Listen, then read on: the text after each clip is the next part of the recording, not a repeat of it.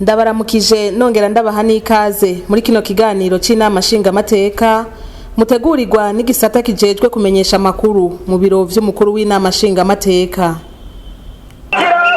Inyange yabahaye inka abatere nkuru mwese murabizi harahamaguraho n'agataha yarondera mugabane babarire ingane byageze bampaye mahera cyagenda mu kabare subira imyaka kabiri. Urumuri rw'amahoro rwari rumaze iminsi rumurikira igihugu cose ku nshuro ya 14 rwaragendeye intara zose zigize igihugu. Abategetsi batandukanye bakaba baragwitabiriye bifadikanya n'abene gihugu mu bikorwa bitandukanye vy'iterambere. Mu ntara ya Kayanza asanzwe avukamwo umukuru w'inama nshingamateka Nyeniteka Gerard Daniel Ndabirabe yarifadikanije n'abene gihugu hamwe n'izindi mvukira mu gusanganira urwo rumuri rwari ruje ruva mu ntara ya Cibitoke. Hari ku munsi wa gatandatu igenekerezo rya 19 Nyakanga umwaka w'2020. Urwo rumuri bagwakiriye ku masanganzira y'imitumba 3 muri komine ya Muruta baca bafata urugendo berekeza ku mugwa mukuru w'intara ya Kayanza.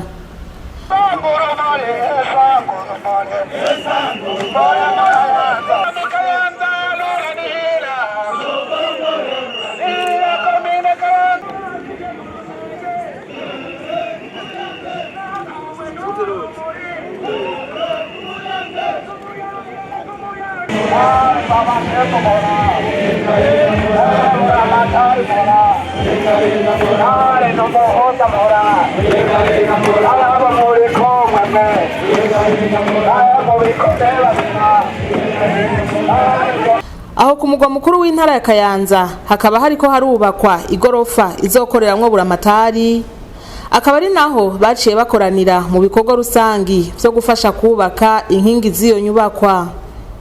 Bamwe bakora beton, abandi bayihanahana bayishikana ahariko harubakwa izo nkingi. Ivyo bikorwa bikaba kandi vyari vyitabwe n'umuhuza w'abarundi nawe nyene asanzwe avuka mu ntara ya Kayanza.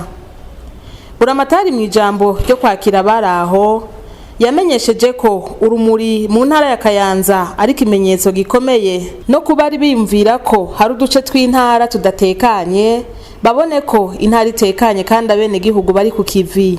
Mu ijambo yashikirije umukuru w'inama nshingamateka Nyeniteka Gerard Daniel Ndabirabe yahamagariye abanyakayanza gusanganira urumuri, ati rumurikira amahoro, iterambere hamwe n'imitima. Nguru urumuri rw'amahoro, urumuri rumurikira iterambere, urumuri rumurika mu mitima yacu kugira ngo aboba bafise ivyiyumviro bibi, ubusambanyi, ubusuma, ubwangushi n'ibindi, nguru rumuri ruje kubimurika kugira ngo ivyo bintu bive mu mitima yacu.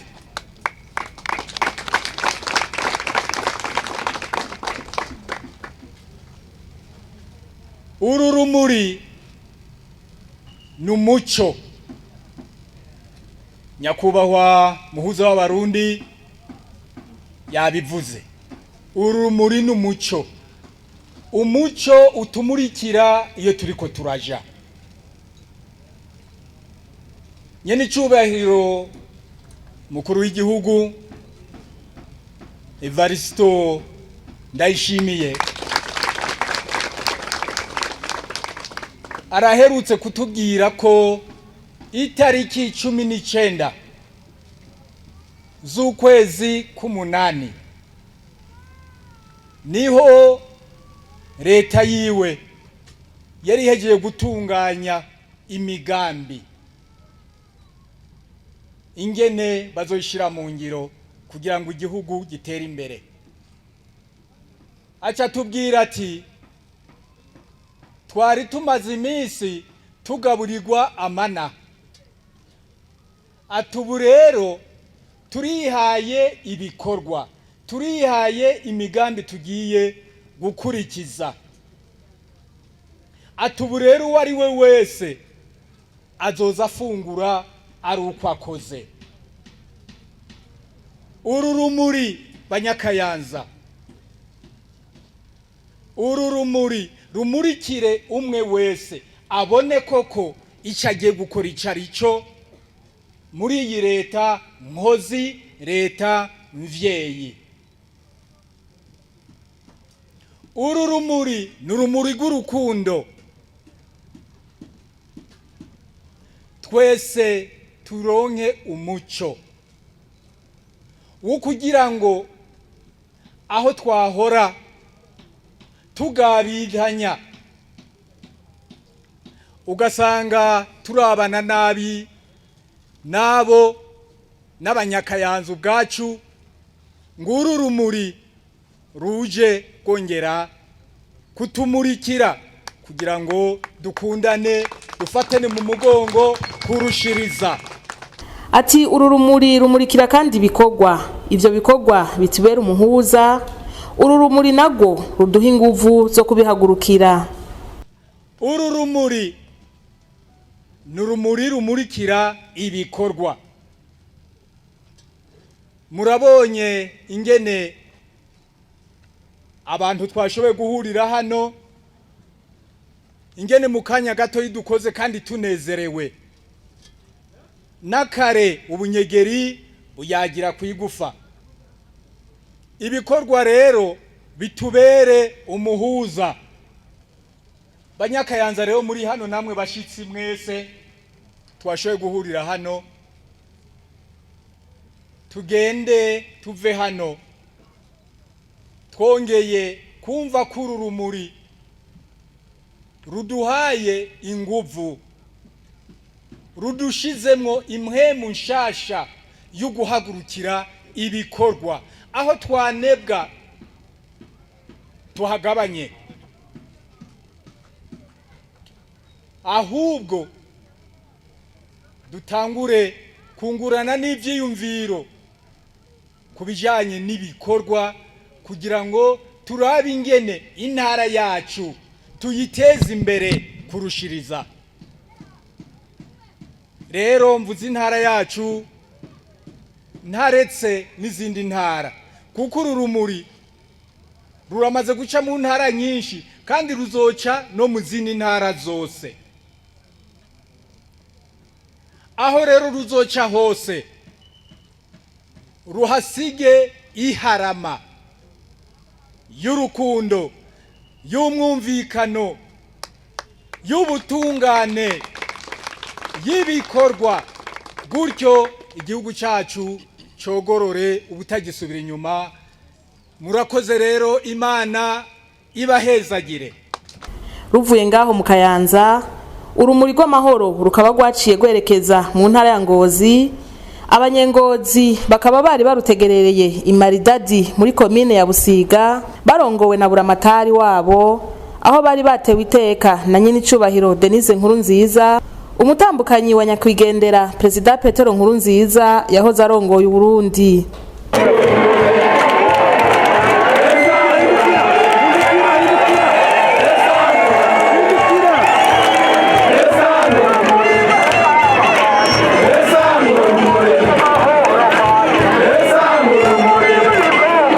Aho nyene mu ntara ya Ngozi bukeye bwaho ku munsi wa Mungu igenekerezo rya 20 Nyakanga uyu mwaka, umukuru w'inama nshingamateka nyeniteka Gerard Daniel Ndabirabe ari kumwe n'umutambukanyi wiwe yarifadikanije n'abakristo bo mu isengero ry'Urutare mu masengesho.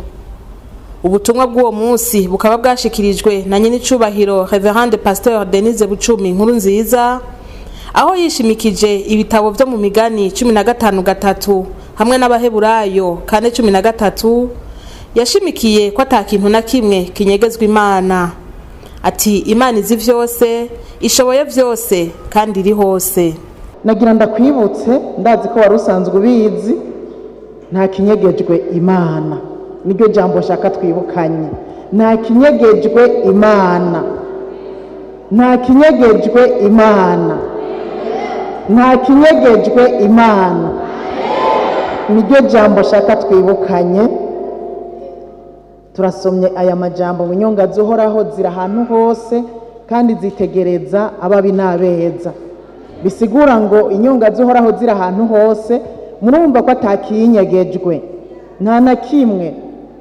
Iri ni jambo ry'Imana riravuze ngo kandi imbere yayo nta cyaremwe na kimwe kinyegejwe, nta cyaremwe na kimwe gihishijwe, ngo ariko byose byambaye ubusa, byose byambaye ubusa, ibyaremwe byose byambaye ubusa. Bisigura ngo nta na kimwe kinyegejwe. Nibyo rero nashaka twibukanye uyu mwanya tugiye gusangira aya majambo y'Imana. Biragaragara ibintu byose imbere y'iyo Mana izotubaza ibyo twakoze. Hariho ijambo dukunda gukoresha mu Gifaransa, bakunda gukoresha imbere y'uko twiga ndi mu ishure rya teoloji, baguma batwibutsa ngo naho uri kuraza kwiga ibi bintu by'Imana, ngo twagomba kubanza kubabwira amajambo adategerezwa kuva muri mwebwe iminsi yo kubaho kwanyu. Mukwiye kugenda muraririmba aho mugiye hose, kubera twavyiga mu Gifaransa, babitubwiye mu Gifaransa. Baravuga ngo wame wibuka yuko Imana iri omnipresent, iri omniscient, iri omnipotent.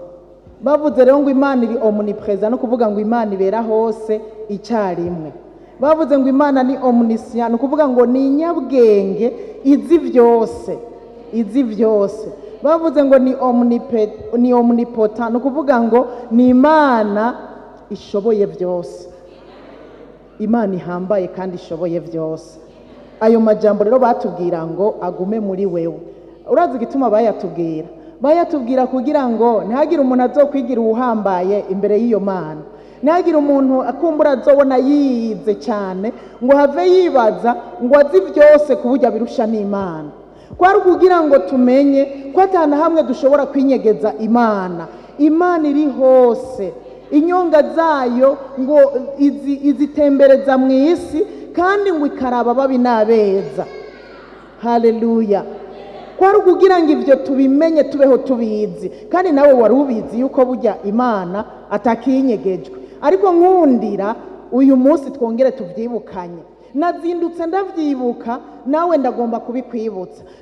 Nazindutse mbwira umutima wanje kugira ngo wamuzi neza yuko atakinyegejwe Imana. Ubugingo bwanje bwame buzi neza ko atakinyegejwe Imana. Hanyuma bumaze kubimenya nyene nitware uko nzi nyene yuko Imana imbona, inyumva, ishoboye byose, gukora ikintu icyo ari cyo cyose kuri jewe aho noja hose. Haleluya, haleluya. Nta kinyegejwe Imana. Mu ijambo yashikirije abaraho, Nyeniteka Gerard Daniel Ndabirabe yibukije ijambo yigeze gushikirizwa na nyakwigendera Perezida Petero Nkurunziza muri vya bikorane yagiye aratunganya n'umuryango wiwe. Ati abarundi ubwenge bwari bwarazimiye bugiye kugaruka. Nyeniteka ati fatiye kuri iryo jambo ndabona ko Imana iriko irakora mu Burundi, uravye ibikorwa vyerekeye leta mvyeyi, leta nkozi hamwe na leta nsenzi. Ijambo ry'Imana ni ikintu gikomeye cyane. Nagira mvuge gatoyi ukuntu ijambo ry'Imana ari gitangaza.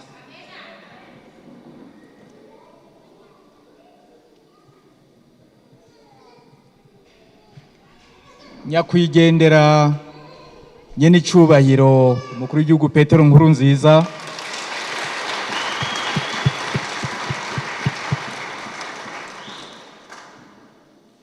twubaha cane kandi n'ubu turi kumwe.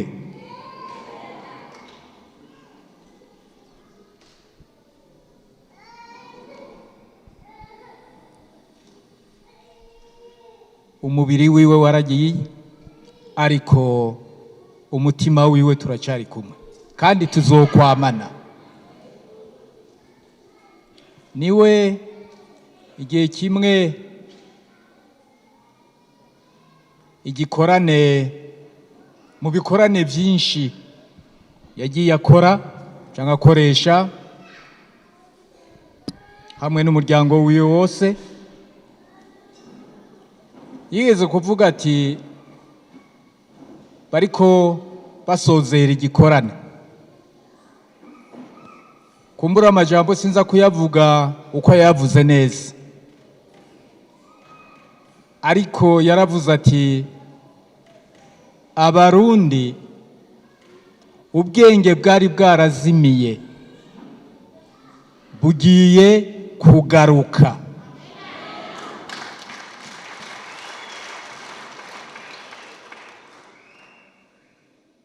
Ababyumvise barashobora gushyiramo amajambo yose yabivuzemwo, ariko nariko ndavuga nti ijambo ry'Imana ni igitangaza. Wumvise ayo majambo, eka na jewe igihe nayumva ayavuze naribaje nti ibi bintu byoshoboka gute?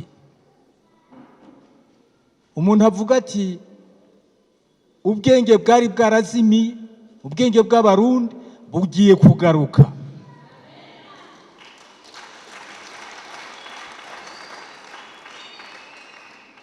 Ati noneho abahora batabemera babemere. Ukibaza ibyo bintu ingene byoshobora kuja mu ngiro, bikabura, umuntu akabibura. Nyene icubahiro n'abandi bose bariko baratwumva hano, ngiye kuvuga ibyo jewe nibaza kandi bishobora kuba ari byo, ku buryo umuntu yibagije igihe ibyo bintu byavugiwe agaca araba n'ibiriko biraba, ubona ko ari Imana koko iriko irakora.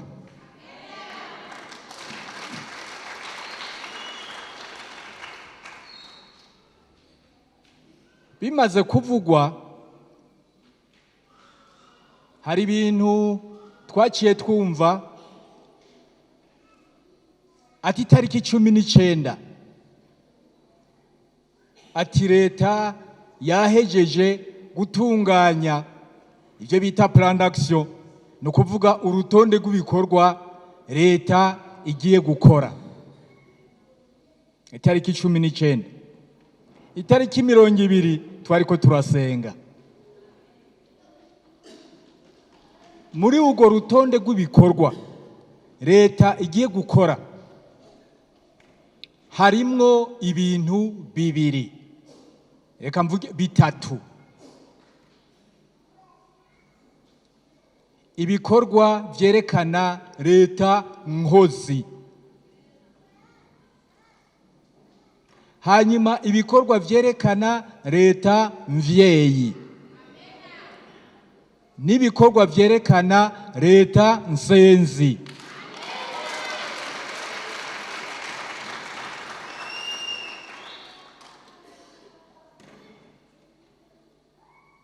Kubwanje ninjiye muri ivyo bikorwa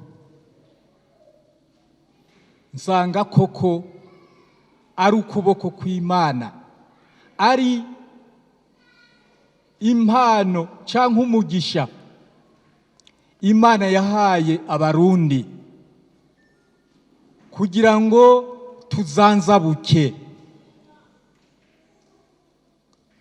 kugira ngo twubake igihugu cyacu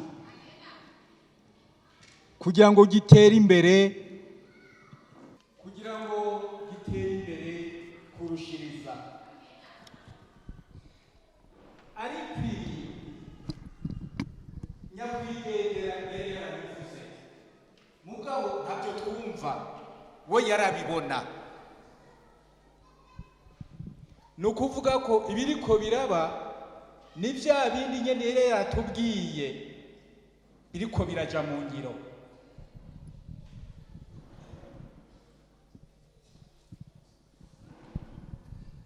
Yaravuze ati jewe twari mu bihe vya nyuma, umunsi wa nyuma wa kampanye, yaravuze ati uyu Samuragwa si umuntu asanzwe, kuko agiye kuzorahira imbere y'Imana n'imbere y'abenegihugu. Ati jewe sinarahiye kuri constitution irimwo ikibanza ca mbere twahaye Imana.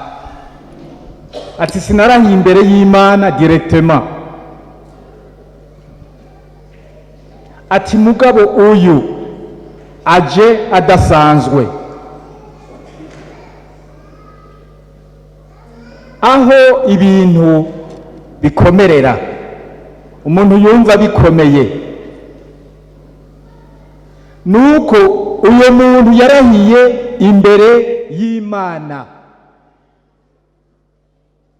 Imana yaciye imwemerera ati reka ndakwereke rero ingene ibintu bipangwa. Nyakwigendera arakoreshwa kugira ngo ivyo bintu abivuge, abibwire Samuragwa. Ubu Samuragwa nawe ariko arabishira mu ngiro. Ibi bintu ni ibintu vy'Imana. Mwomenya ko ico gisabisho cari citabwe kandi n'umugwi w'intwararumuri wari usanzwe uri ngaho nyene mu ntara ya Ngozi. Aha hakaba ari naho turangirije kino kiganiro. Turabashimiye mwebwe mwese mwagikurikiye, naho ubutaha.